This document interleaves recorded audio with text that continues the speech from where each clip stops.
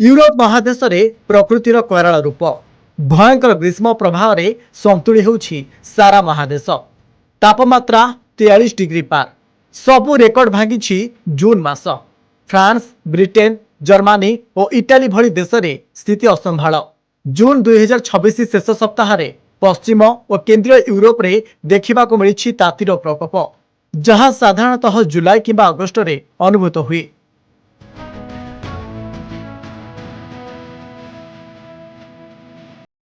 एक शक्तिशाली high pressure weather pattern बा ओमेगा ब्लॉक जोगु पश्चिम यूरोप उपरे विराट हिट डोम तैयारी होईछि, जहां गरम एवं आर्द्र वायु को बांधि रखिछि। एबे एही प्रकोप केंद्रीय यूरोप आड़कू माड़ी चलिछि।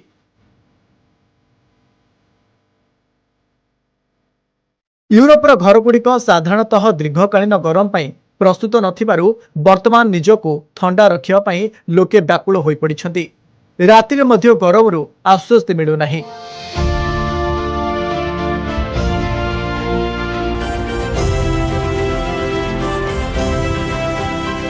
जून 24 तारीख दिन फ्रांस इतिहास सबुठारु गरम दिन भाव रेकर्ड करा जायछि। केतक स्थान रे सर्वोच्च तापमात्रा 43.8 डिग्री सेल्सियस छुइंतिबा बेले रातिर सर्वनिम्न तापमात्रा मध्य 22 डिग्री रेकर्ड भांगिछि। देशर 90% अधिक जनसंख्या एक्सट्रीम हिट अलर्ट रे अछंती। इतिहास रे प्रथम थर पाई लगातार 3 दिन धरी रेड एक्सट्रीम हिट वार्निंग जारी करा जायछि।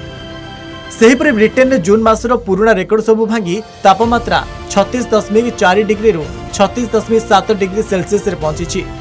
इतिहास रे प्रथम थर पाई लगातार 3 दिन धरी रेड एक्सट्रीम हिट वार्निंग जारी करा जायछि।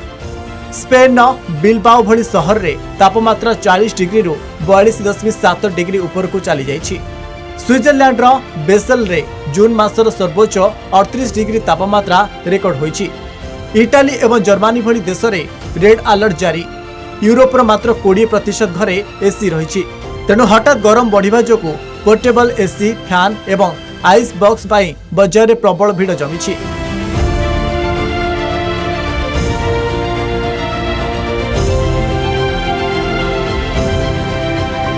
लोके निजको ठंडा रखिबा पाई गाड़ी रो एसी, कोल्ड शावर एवं आइस बाथ रो सहारा नेउछंती। गरम जनित जरूरीकालीन स्वास्थ्य समस्या बढ़िबा लागिछि।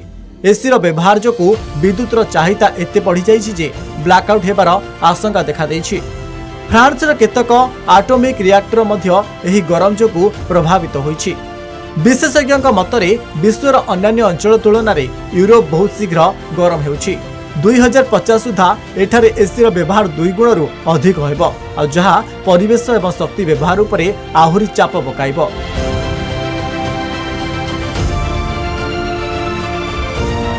तेबे एही स्थिति को देखि अनेक स्कूल और ऑफिस समय परिवर्तन करा जिबा सह किछि स्थान रे छुट्टी घोषणा करा जायछि।